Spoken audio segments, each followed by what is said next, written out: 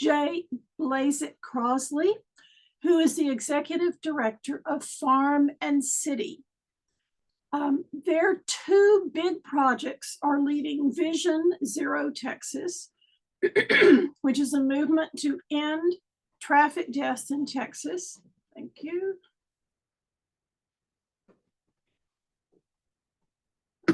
And his second big project is 50 Million Texas, which includes work on land use reform, equitable, sustainable regional growth strategies, state transportation policy reform, carbon reduction, and transportation equity. He grew up in Houston, has a master's in public affairs from the LBJ School at UT, and he currently serves as chair of Safe Streets Austin, and he is on the Capital Area Regional Transit Coordination Committee. So please welcome Jay, and make sure you are muted.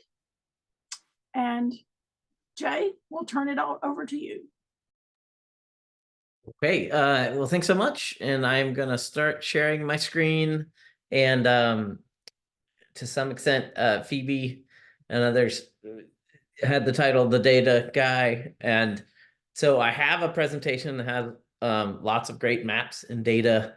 And to some extent, I'm sort of working through how our organization sees these things and tries to make things better for people and the environment. But it's sort of you'll get a flavor of the kind of way we can look at these issues with data and maps and things.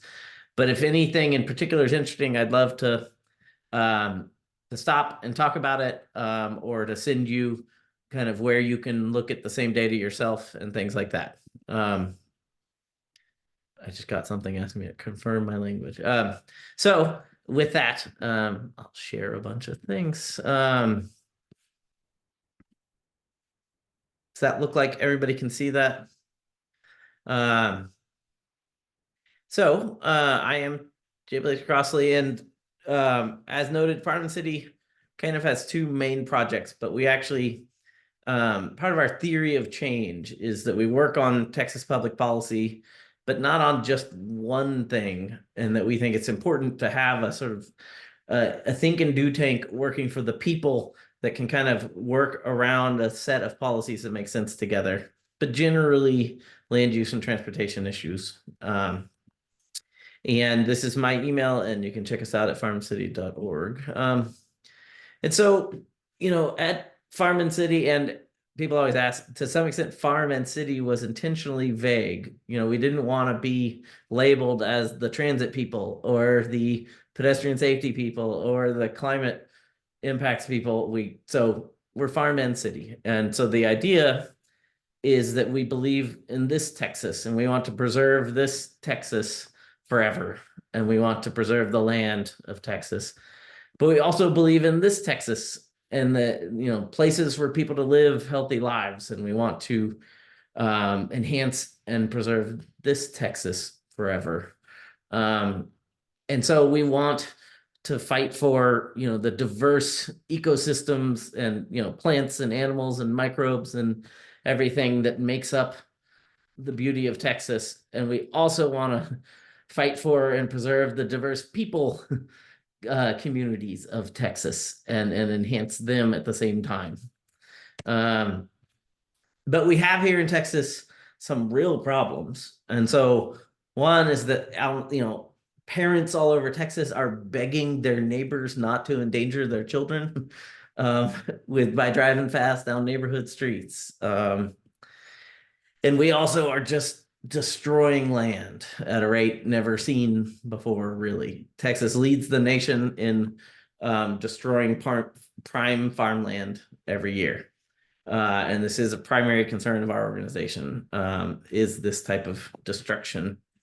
And so I thought you all might enjoy that. A lot of my work is based, and maybe just some of you might know, the organization I worked for 10 years back in Houston, called Houston Tomorrow, which originally was called the Gulf Coast Institute, was started by my dad, David Crossley.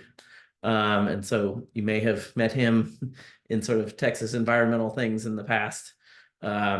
and to some extent, basing my work um, on this came from my dad. And Donella Meadows was one of the geniuses that worked on the limits to growth, which was the original set of studies that kind of proved that climate change was happening and proved that we should act upon it. And at some point, she apparently did this brilliantly out of her mind, that there's like the places you can intervene in a system.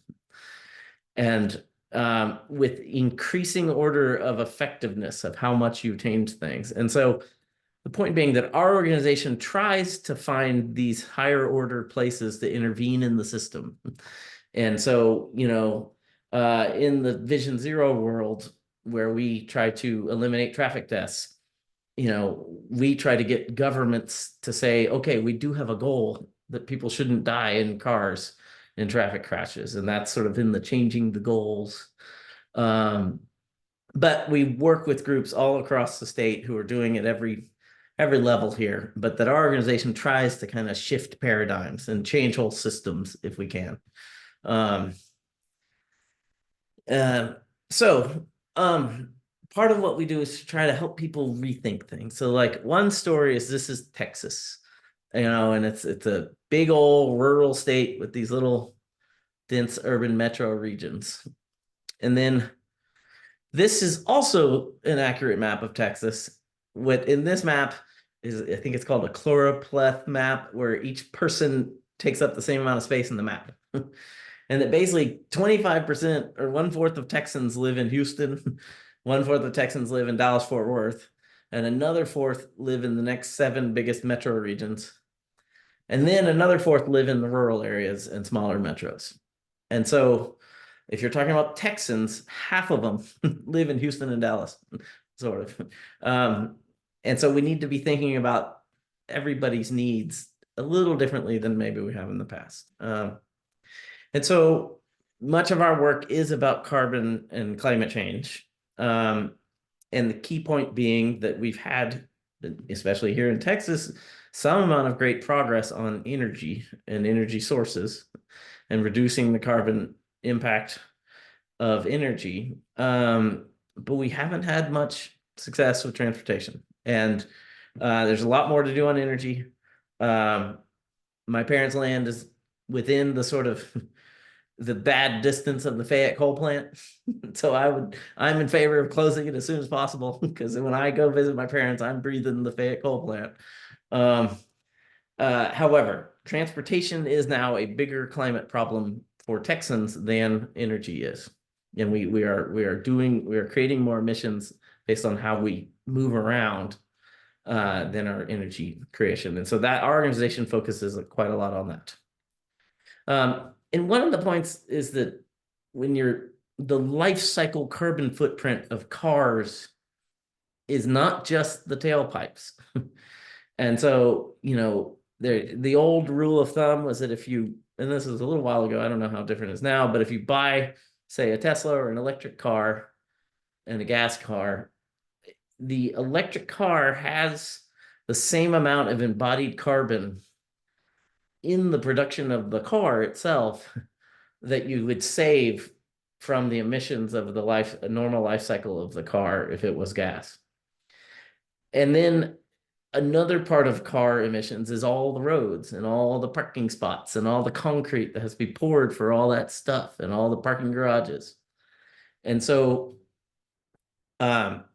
we bought an electric car, we should do electric, and we should buy electric cars, but there's other carbon emissions involved with this whole driving thing. And simply going electric does not solve the whole thing. However, we live in a state where we're possibly one of the largest sort of financially socialist things in our nation, other than Social Security, is Texas building roads. And we have moved from being a state that had a pay-as-you-go transportation system where user fees basically paid for the roads. And that is sort of Governor Perry and Governor Abbott's greatest legacy. One of their greatest legacies will be to have switched to a system of going heavily into debt to build speculative roads for real estate development, and to move heavily towards subsidizing roads with non-user fees. And there's a substantial change in the last 20 years. And the amounts of money here are that we spend something like $23 billion a year on roads at all levels of government in Texas. And 12 billion of that is subsidy, is not from user fees. And so we're subsidizing the choice to drive to that extent every year. And then just another fact is the total amount spent on public transit in Texas in a year is about 2.5 billion. And so the total we spend on transit is less than a fourth of how much we subsidize roads. And so one of the things is we look at sort of how people do people live in urban, suburban, or rural settings. And one of the interesting things about Austin is that it's pretty different than Houston and Dallas and San Antonio on this measure.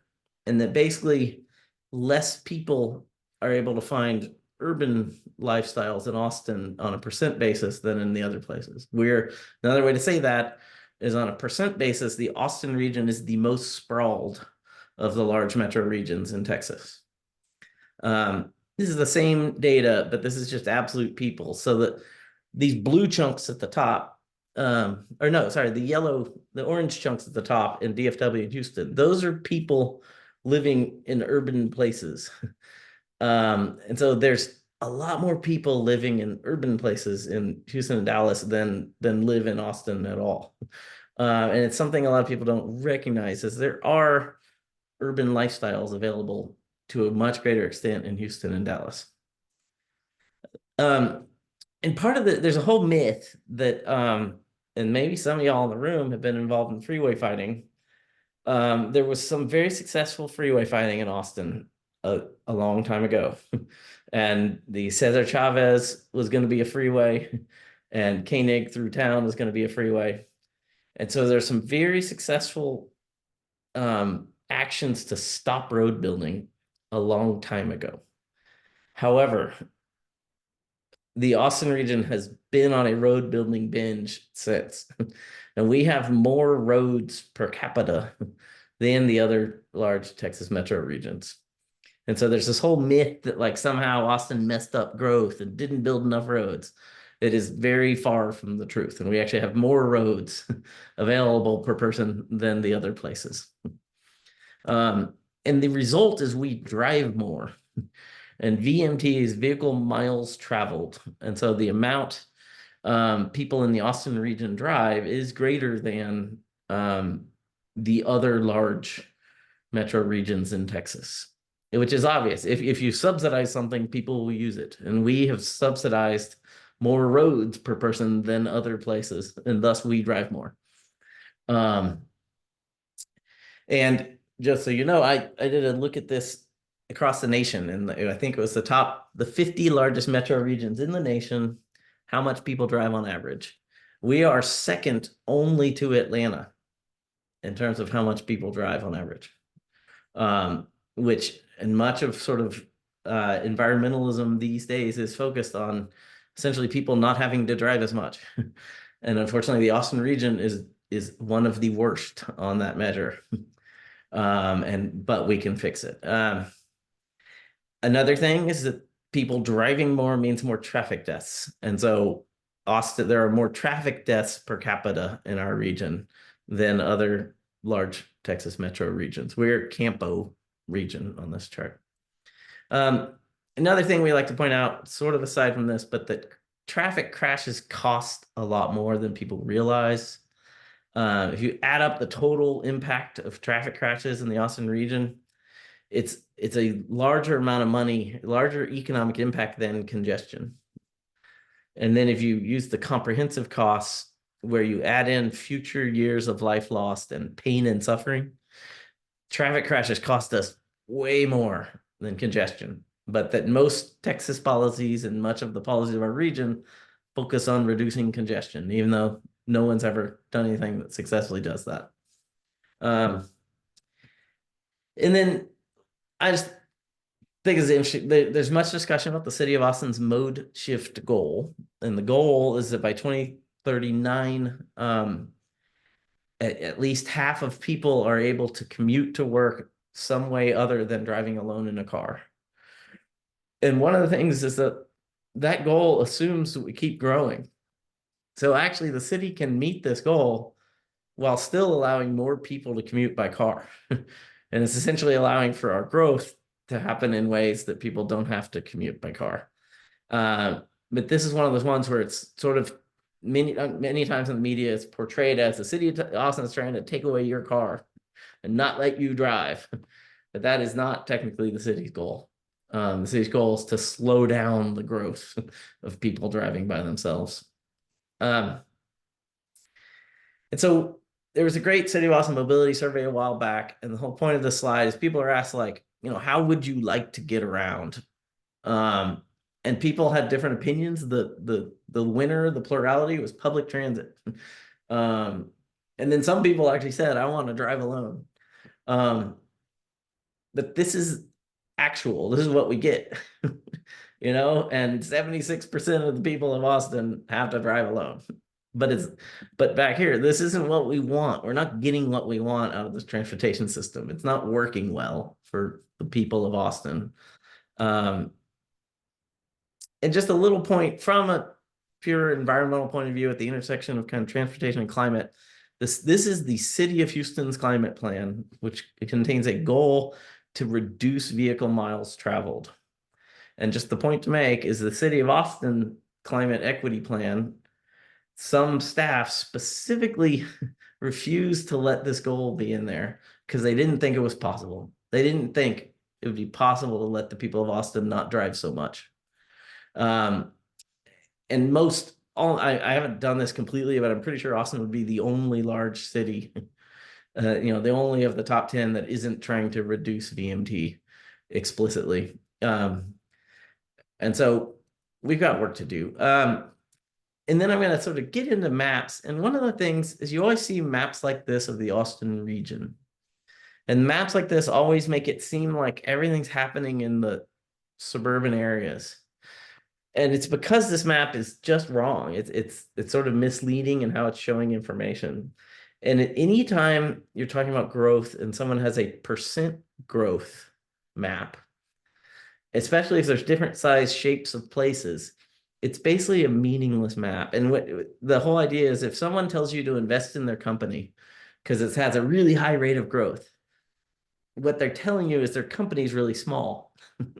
and they aren't necessarily going to add a lot of growth. And so this is the same data. This is just total people living in poverty, a density of people living in poverty. When you look at this map, if you were trying to intervene and help people living in poverty, you should do that in the dense parts of the city. Whereas if you look at this map and you're wanting to intervene and help people living in poverty, you're going to build roads and you're going to focus on the sprawl. But it's just a bad map. And this happens over and over and over again, that we have bad maps that use percent growth to kind of pull our attention to the suburbs unnecessarily. And then another of these points about affordability is a lot of times people talk about affordability and we're not really talking about like the real experiences of people who are low income. So most news stories that talk about affordability are talking about home price, and they're usually talking about recent home prices. And less than 1% of the people in the Austin region are involved in a home buying transaction in a year. Very few people actually this year are going to need to care about what the average home sale price is. But the census has data available on median monthly housing costs, which incorporates the experience of people renting and people buying new homes and people who have been paying their mortgage for 30 years. And so we could just go to the good data, which is this MMHC. And one of the very interesting things you find in this data, these are comparing real specific neighborhoods, but that West Campus in Austin, where the university neighborhood overlay was adopted to allow for much denser growth, and allow for more affordable housing units and things like that. It has worked amazingly well. And while over the last 10 years, while the story of Austin is that things are so expensive, you can't afford anything, West Campus has not, in fact, gotten more expensive. And it in parts of West Campus, it's slightly cheaper to live in West Campus today than it was in 2011. And you see the same story over on East Riverside, where you also have seen significant increase in density. Whereas if you look at a neighborhood like Hyde Park or East Cesar Chavez, where you have had 0 additional housing units, actually less people live there today, and it's way more expensive. And so we can understand how all these things are actually impacting people if we look at the data right. And we can actually care about affordability, and it's available, but there's not a lot of sort of looking at real people's experiences of affordability that gets into our public policy debates. And then you can look at, this is a map of Austin. I'm sorry, it's too conceptual maybe, but the little white square I think is UT. But that, if you tell me your address, I can tell you the average carbon footprint of your neighbors. And it's mostly based on transportation and how much people have to drive, but it's also based on density. Apartments are way more efficient than single family homes. And so a person living in an apartment building just by nature is going to use less energy than someone living in a single family home. And so there is sort of a more, from just a personal carbon emissions point of view, there are parts of the Austin region that are providing low income lifestyles and parts that are not. And then so to this whole, there's lots of different versions of this, but the public costs of providing for someone who lives in a suburban car dependent place are significantly higher than the public costs for someone who lives in an urban place. And there's all kinds of different things that basically you need more of it. And the very basic example is if you have 10 people live on, say, 1 block versus 10 people live on 2 blocks, you need more sewer pipe for the people who live on 2 blocks. You need a little bit more sewer pipe to get to everybody's house. And so there's this inherent sort of math of density and public costs, but also consumption. And so with that, get to sort of some of our cool maps about Austin. So we did these maps based on something I'll send a link for later, the Center for Neighborhood Technologies Housing and Transportation Index. It's my favorite thing on the internet, and I'll put the link in the chat. But this index has a bunch of data on, you can click on a neighborhood and like data on sort of how much people drive, how affordable that neighborhood is, what the carbon emissions are in that neighborhood, and just all kinds of great data. If you look at 3 Austins, there's an urban Austin. And one thing you'll notice from this map of the brown and orange places is it's not just downtown.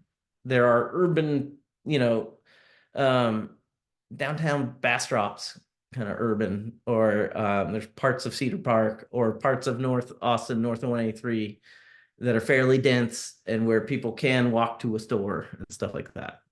And so, but this map is urban Austin based on the density of people who live in an area. And so some of the key things is that on average, and this, where it says 45% of average housing and transportation costs as a percent of regional income, and then 36, 39, those are 45 is this whole urban area, and then the littler numbers are the super area and most dense places. But when you add housing and transportation costs, the target to say it's affordable is that if you don't have to spend more than 45% of your income. And so urban Austin is actually barely affordable. And then urban Austin has the CO2 emissions per capita is 2.9. I don't know if that's tons. And then we can look at suburban Austin. And so when you get to suburban Austin, it's more expensive actually. And the carbon emissions per capita are higher. And then when we look at rural Austin, it's the most expensive place to live in our region on average, and the highest carbon emissions. And so from simply a carbon emissions point of view, the more people who we can allow to have urban lifestyles, the lower emissions. And we do have some examples in Austin of super urban, very dense places that have much lower, less than half sort of the carbon emissions and driving per capita than some of their neighbors. And so how do we fix these things? One way for our region to grow up is we've got these, parking lots are pretty much the worst. Like, we can all debate different housing and land use things, but surface parking lots are the worst thing for the environment in various ways. And we are rich in surface parking lots, and we have malls surrounded by parking.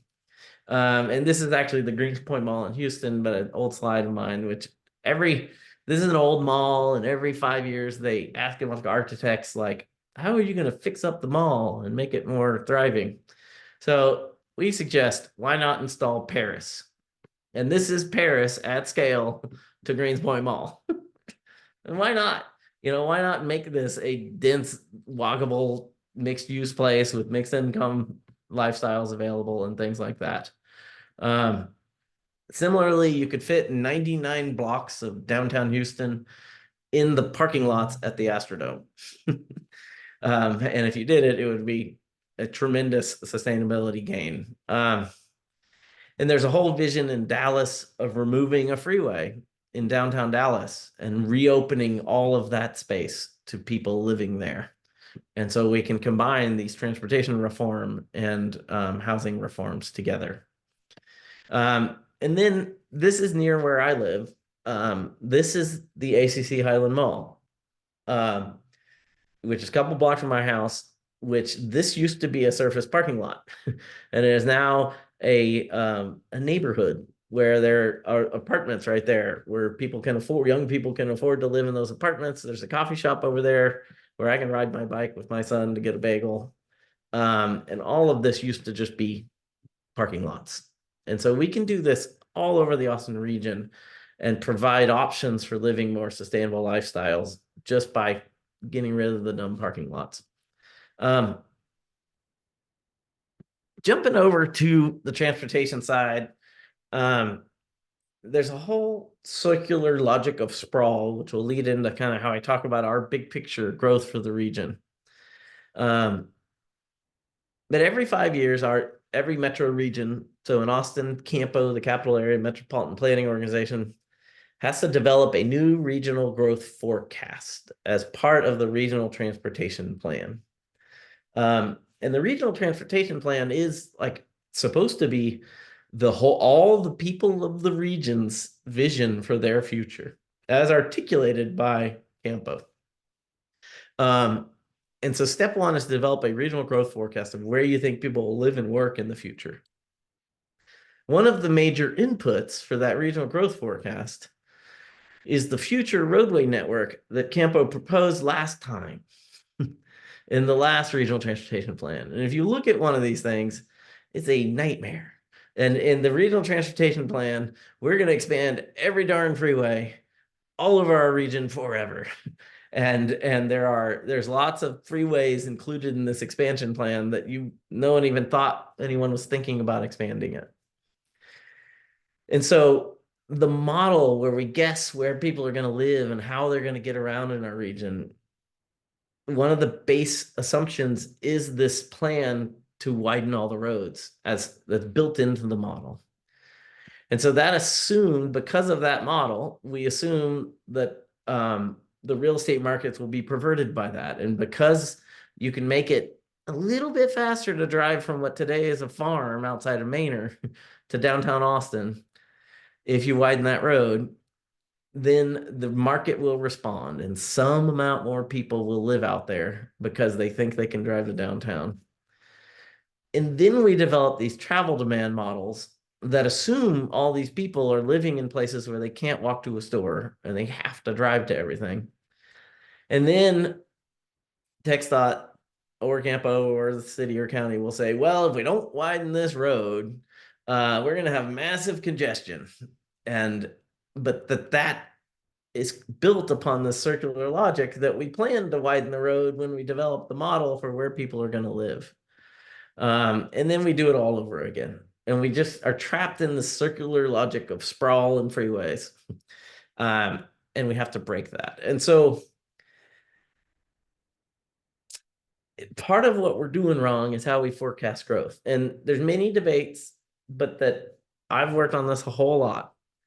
The state demographer in Campo and the city have never been off almost at all on our regional growth projections. And the total number of people added to the Austin region or the Houston region or the Dallas Fort Worth region, we consistently have done a good job of predicting how many people the whole region will be in the future.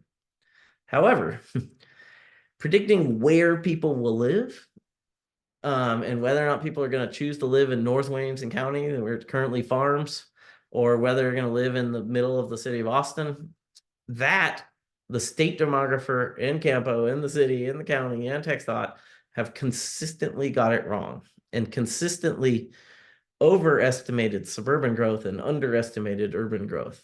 And so in this slide, this is actual. So this was blue is what was forecasted for the region from 2010 to 2018. And so we forecast that Travis County would add 199,000 people.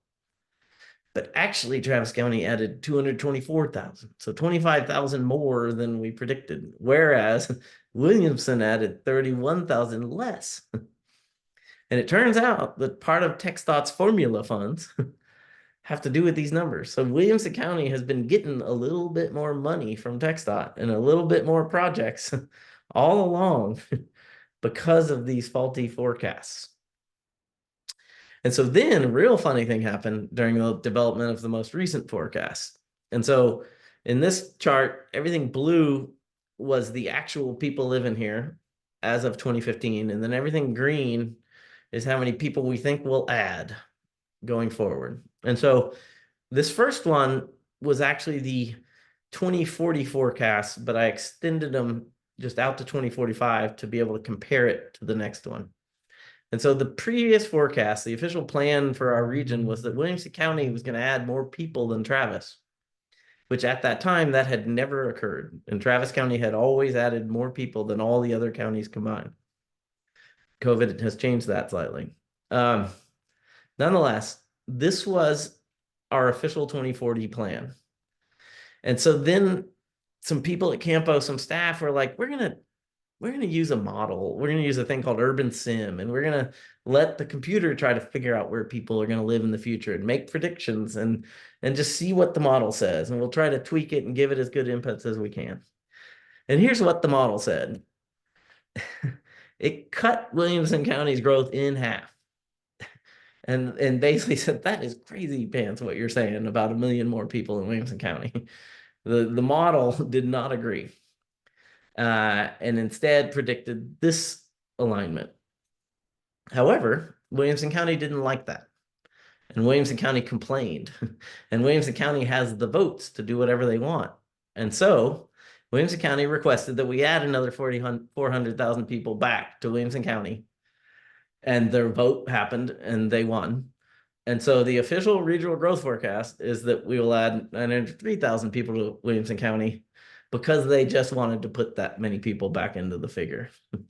And so we have various work on how consistently they're getting the same thing wrong in the same way. There's some kind of just impossible concepts included in the state demographer's forecasts. And this whole idea that you can never have sustained rate of growth. There are no things, maybe cancer, but there's no things that stay at a high % rate of growth. Everything like tails off as you get bigger and bigger and bigger. But the current official projections for Williamson Hayes County is they will do this radical thing and just keep growing at the same rate of growth forever. And we're planning a transportation system based on this concept, which is destroying the hill country, by the way. And this whole vision is very different than the previous history of our region.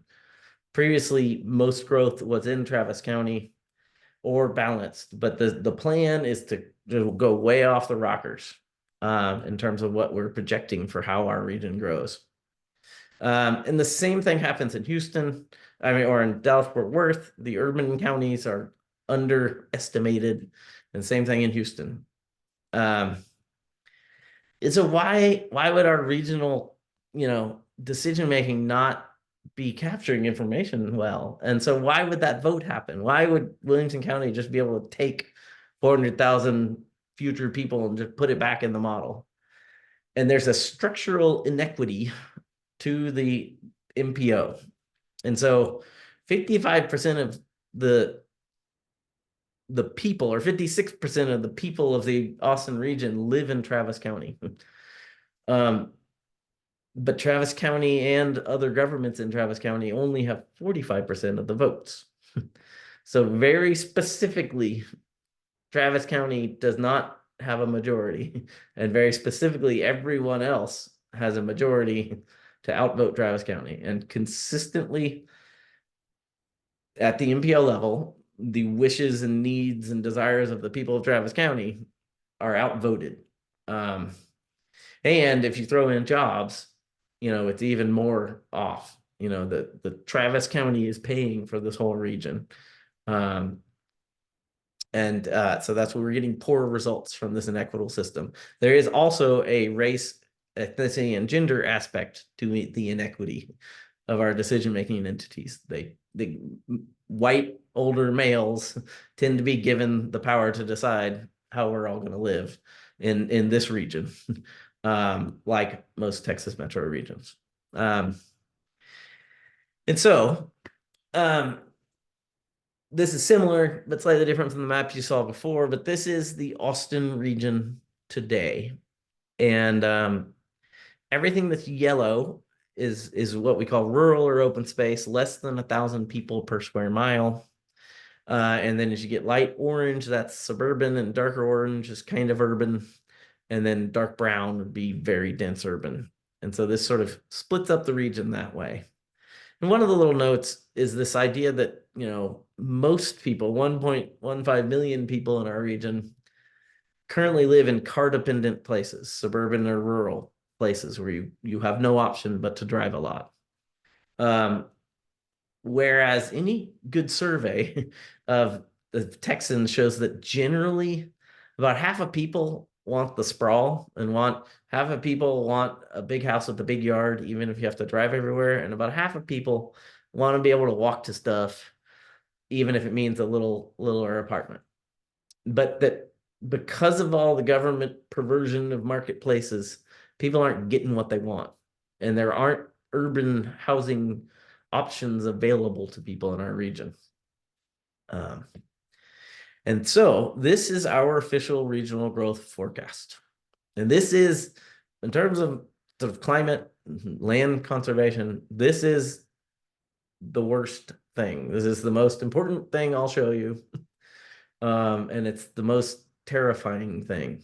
And so back to here's, basically today, I think it's 2015, and here's the predicted future. The difference between yellow and everything else here is 300 square miles of what is currently rural open space will be converted to suburban. And this is a nightmare of land loss, of people having to drive too much, of climate emissions based on just everything involved with having people live car-dependent lifestyles. All those parking lots, all those freeways, all those everything you need. This is a nightmare, and this is our official regional plan. And in this official regional plan, we end up where 3 million people live in car-dependent places, and only 1.4 million get to live in a walkable place where a low-carbon lifestyle is possible. And so we want to try to divert this nightmare and make this better. And so part of what we advocate for is let's entertain the idea that things could be different. So we developed this model as kind of the control model. And in this model, our region basically is 2 million people, and we're going to be 4 million. Although there are some predictions of climate refugees that we're more likely to get to 5 million.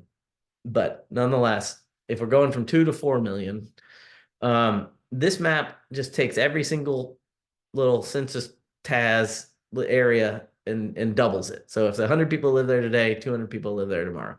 So this map is kind of free of any subjective thing. It's just saying everywhere grows the same. This is what we'd look like then.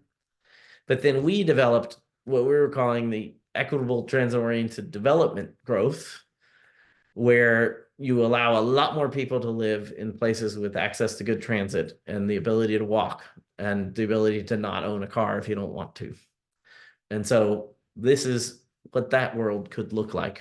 And in this world, more people get the option to live urban places than car-dependent places. However, you still have 2 million people living in car-dependent places. So everyone who lives in a sprawly place today could still live there in this future.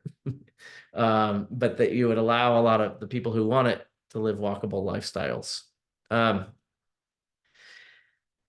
And so how does this relate to, so now jumping to City of Austin policies. This is from the old Code Next debates, but this is the best way I had to show this thing.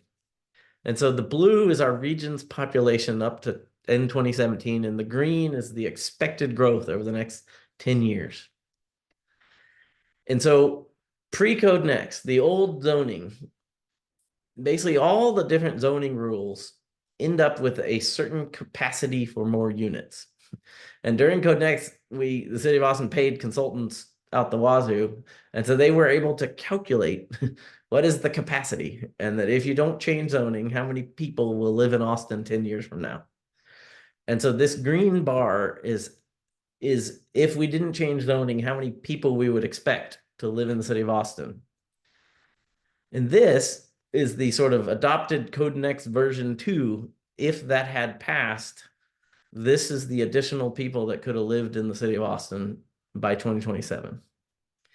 And so these city decisions about zoning significantly impact where people live in our region and whether or not people are allowed to have walkable, healthy, transit-based lifestyles. And, not to go too long, but because of a lawsuit, this didn't happen. And so we now are almost to 2027. We're almost to where about 50,000 less people live in the City of Austin today and instead live outside of Manor or somewhere outside the city. We didn't stop the growth, but we didn't allow them to move into the City of Austin. And so back to this equitable growth scenario, another thing we can do is to look at the impact on transit. And so a great person I work with all the time named Reuven Brooks was able to run the STOPS model, which is how Cap Metro estimates how many people are going to use transit if we build out the Project Connect light rail system. So we were able to manipulate the model and say, okay, let's assume you're building the system the way you're saying. And first we did it with the Campo forecast. And so with the Campo forecast of where people are going to live, and with Project Connect, as intended, we'll end up with 250,000 people a day being able to ride transit as part of their day. Whereas today we only have about 100,000. However, in our alternative growth scenarios I showed you, the everywhere grows the same, we go way up to 455,000 people a day get to ride transit. And if you go to the equitable transit-oriented development, it goes further up, all the way up to 600,000. And so we're investing, $10 billion in building out a terrific transit system. If we don't let people live there, they're not going to use it. And this is the impact of those kind of decisions. But it also impacts things like impervious surface. And so we did this whole looking back at impervious surface per council district. And so if you look at per capita, District 9, which is downtown and sort of up to Hyde Park and the sort of the core, is the best part of the Austin region in terms of impervious surface per capita. Now, we probably all imagine that downtown is a concrete desert.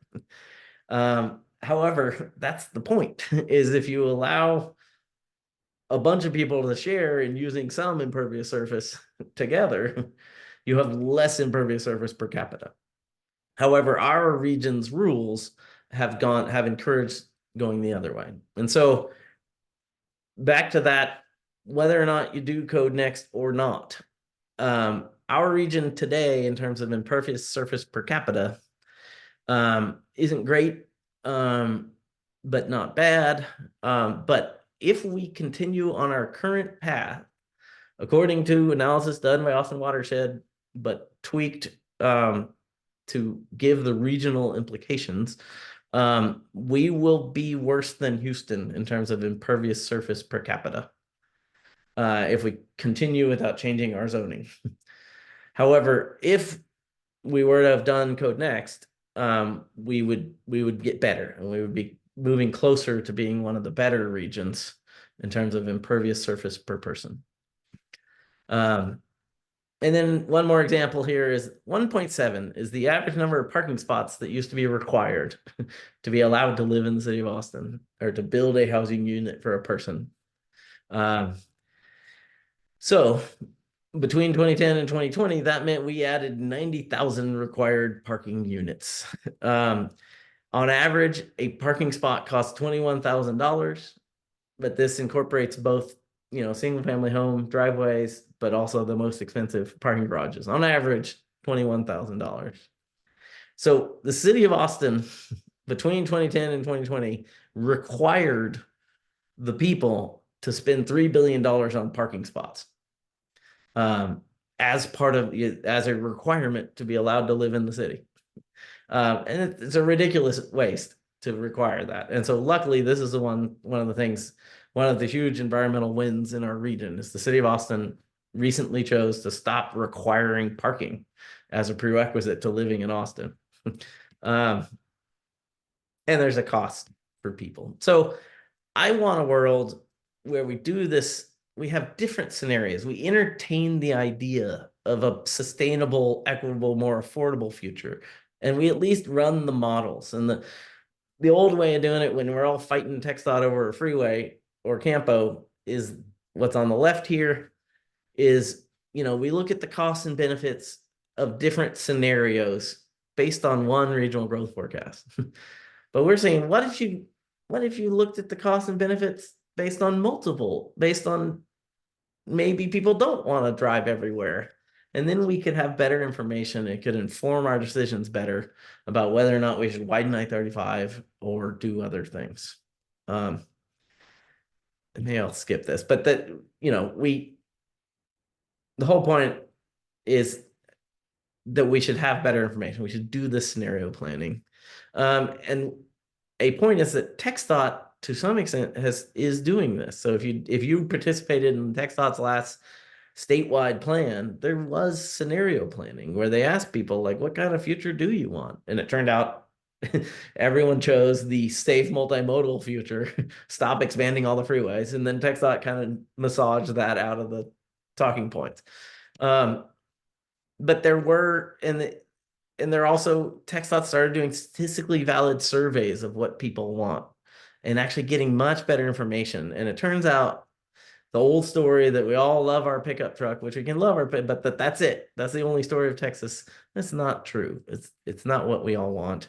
And TxDOT Houston has even developed their own way to do scenario planning to a very intense level. And the point is just, it's cool. The technology is there. Our governments just are choosing not to use it where it matters and choosing not to use it, say, in an FEIS where it might show you that the carbon impacts of expanding this freeway are massive and you don't have to do that. And so we should be demanding that our governments do this kind of scenario planning where we have a more realistic picture of our options for the future. And something to throw out, many of you may be aware that the Austin region has done some scenario planning, the Envision Central Texas process, which a lot of great people did a lot of good work. And essentially it was great. And a lot of what I want is what happened there, except for it was a separate nonprofit. and and the governments continue doing stuff without the scenario planning. And so we don't need another separate nonprofit effort here. We need our governments to incorporate these concepts into the regular business. But there has been some good work on these concepts in Austin in the past. And then another real way we need to change is often TxDOT will say the reason we're widening I-35 is it's going to take 2.5 hours to drive from downtown Austin to downtown Round Rock, which explains some of the ways that model is meaningless and just worthless data. But also, the only thing we measure when we do that kind of road planning is how long it'll take to drive a long distance. And sometimes I care about how fast I can drive a long distance, but it's rare. It's not what I normally care about, and it's not what most people care about on most days. Some people do choose long commutes, but not most of us. And that there's lots of other, when you go to the store, it's very different than a long commute to downtown. There's lots of other stuff we do with transportation, and all of us wish that we could walk to get a coffee or something. And that's not captured at all in TxDOT's data in their travel demand models. TxDOT has no estimation of your desire to walk to a bookstore. And so we could, and there's various stuff, I've had an old proposal, and there's various ways you can measure this stuff. You can click on certain things and click on any dot, and say, how far can I walk within half an hour from this spot? And then you could do math on like how many jobs are there within that half hour. And then how far could I ride a bike within half an hour? How far can I take transit? How far can I drive?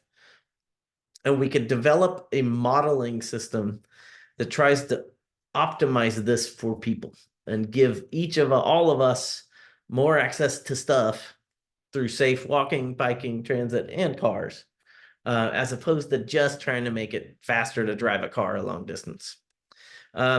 And then to finish all this off, I always want to throw in one of my favorite things is the neighborhood greenways concept.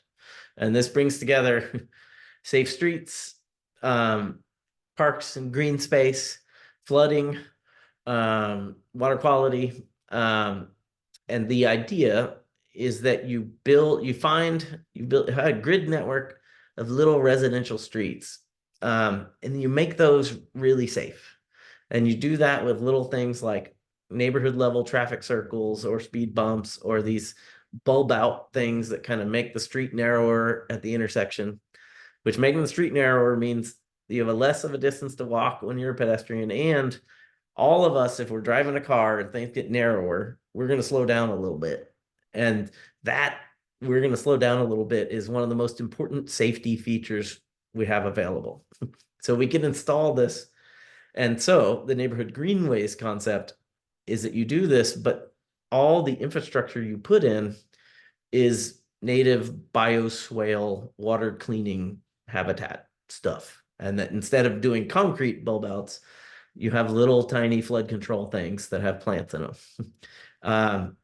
And so, it looked like this, kind of redeveloping a street a little differently, little interventions in everybody's neighborhood, little water gardens like this, in little traffic circles and stuff. And then different ways to have it so if you're riding a bike, you're not going to get hit by a car. And so the point is the city of Portland took off on this a while ago, and they got federal water money because every time there's a giant rain in Portland, the floodwaters just go into the pipe with the sewer water and go out into the river. And so they got $50 million of federal money to do this neighborhood greenways network, which connected 85% of the people in the city of Portland, I think over 5 years, to this safe walk bike network. But what they actually spent the money on was these little rain gardens everywhere. And the end result is a wonderful walk bike network, safe streets. Actually, if you're driving your car, it's a much safer street to drive on now. And a little bit of flood control, a little bit of plants in everybody's neighborhood. So I think, and Portland developed in many ways similar to how Austin developed. Our city could do this just like they did, and connect a lot of people. And doing this type of bike infrastructure costs way less than protected bike lanes and things, which I think we do need protected bike lanes on scary streets like North Lamar and whatnot. But that we could do this and install a little bit of nature, green infrastructure that would make it safe for all of us.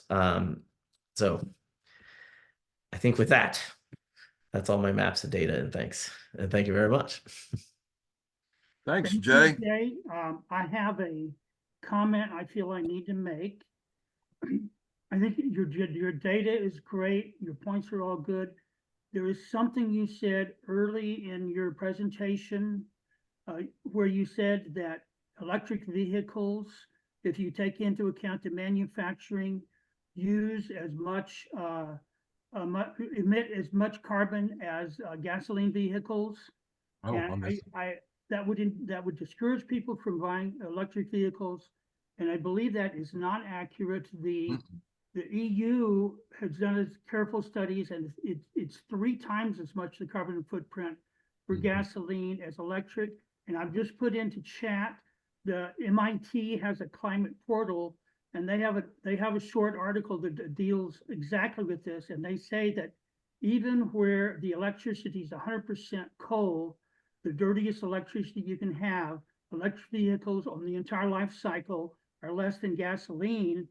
And where it is much more less carbon intensive electricity generation, then it could easily be 3 times as much for gasoline. So it doesn't affect your point. There was that there are things besides the fuel that cause carbon emissions that we need to take care of, and that point is totally valid.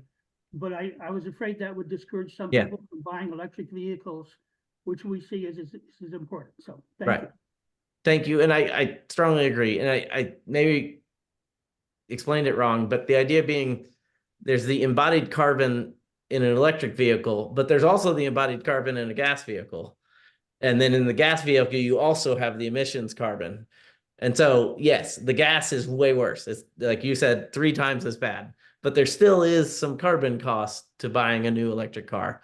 And so that was the point. So that if you're going to buy a car, please buy an electric car or a good hybrid. But if you can get away with not buying another car, that's even better. You know, so Much better. thanks for clarifying. Okay, hey y'all. Jay, thank you so much. That was a lot of information. That was great. You guys enter your comments, your questions into the chat, and I'll feed them to Jay. While you're doing that, Jay, I've got a couple, and there's a couple already entered. Mine is, why does Travis County not have proportional representation on Campo? Yeah. There's a thing called the Joint Powers Agreement that actually establishes the MPO. And one version of the story I've heard is that back in the day, in Houston, I know the story, is that when transit agencies were created, the MPOs were necessary. And so the city leaders that were trying to get this transit agency going kind of bought off the rural counties by saying, well, we're going to create this MPO, but you guys, we'll make sure you have your votes and you have enough power. And that was back then, the trade was, at least we'll get to start having some transit. But for whatever reason, the MPOs were set up with these explicit agreements of who gets which votes. This was all redone in Austin. Pretty much, my understanding is somewhat orchestrated by our current mayor, who was then a senator, because there were real problems at Campo. And my understanding is when they did that back in, I think, the early 2000s, Mhm. They fixed a lot of things, but they did sign a new joint powers agreement. So they set in stone again this kind of inequity where the end result is Travis County doesn't have the votes it should. And Gotcha. there's a big thing in Houston where activists put a thing on the ballot saying the city of Houston is not allowed to be part of an unfair MPO. It passed, but then the MPO refused to adopt Hmm. democratic representation. So right this moment, it's unclear what's going to happen in Houston. So it might be nice for us in Austin to like figure out cooperatively how to make it better. Hey, Watson, come on, let's do it. One real quick for my engineering modeling. What was that last model? The name of that last model with the 30-minute range that you were talking about, one of your last slides? Oh yeah, that you can like click somewhere and then see how far you can get. Yeah, yeah, 30 minutes walking, driving. What is that? I don't remember. When Yeah. you remember it later, or email me or something. Richard Fadley asked earlier, what's the source of the median housing cost per census tract? Right. So the census does have median monthly housing costs. And if you do the data.census.gov, you can search for median monthly housing costs. And it's my favorite data point because you can really break it down by neighborhoods and really look at what's happening. Yeah, that's a fun thing. And I got one from Roy, but I'm gonna let Roy ask that one. And I want to say welcome to Iman and Edgar. We didn't get to talk to you guys earlier. Thanks for coming. And Roy, you had a question early that could go a lot of different ways here. I want to let you ask it. How does work from home factor into all of this? Oh, No, that's it. I don't need to expand on that. I Okay. just know that the city of Austin has been trying to force everyone back to an office. And all your numbers here show, so long as the production is there and the numbers show that it is, then it benefits us. How do you go and talk to the city of Austin about this? yeah. And I sort of alluded to that, like COVID did change a lot of things and like prove that a bunch of people would be happy to work from home. And so in a way, that's an argument for my kind of, we should entertain scenarios that maybe the future will change and people won't feel like they have to drive 30 miles every day. And so, but it does mean that it's unclear where we're going to land on that. I let's see. And I guess one of the key points though is that the commute isn't the only thing we do that's transportation. And there were some early studies which are just one way to look at it, but that I can't remember where it was, but where it's possible that certain types of work from home policies actually encourage more driving because it meant that people who normally aren't home on weekdays without the kids now can run to the store. And so getting rid of the commute doesn't solve all our problems. And so that's part of our philosophy is why don't we give people options to do everything they want in life without having to drive so much, by building more complete communities. However, I certainly, I don't know. I certainly think work from home is important, and we should certainly not force people to drive when they don't have to.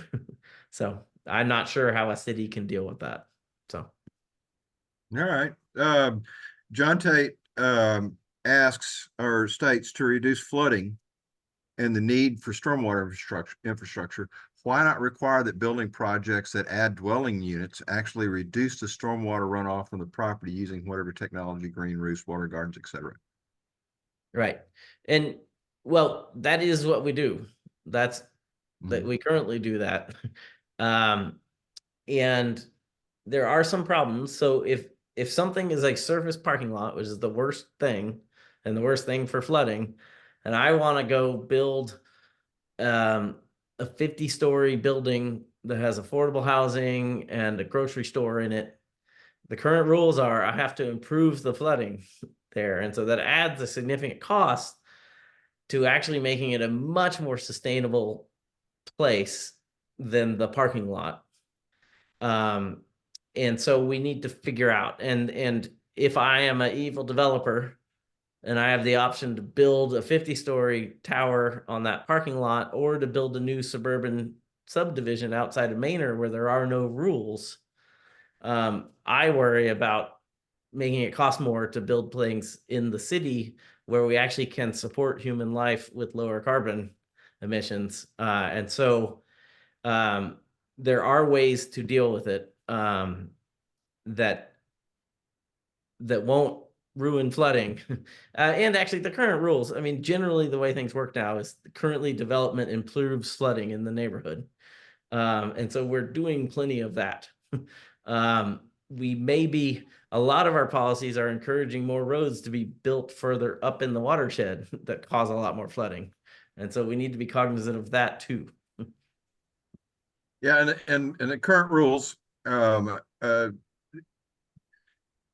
maybe not reduce flooding in the neighborhood, but they reduce flooding, which is the big deal. Right. You know, the neighborhood versus downstream. Right. Let's see, is there one more? Some projects improve in the neighborhood, maybe some don't. But no, and Roy just says support water forward. Yay, water forward. That's one of the Austin's best programs. Jay, that's it, and we're out of time. Everyone, can you guys all unmute and give Jay a big round of applause? Yay! One of my favorite things. Applause on Zoom.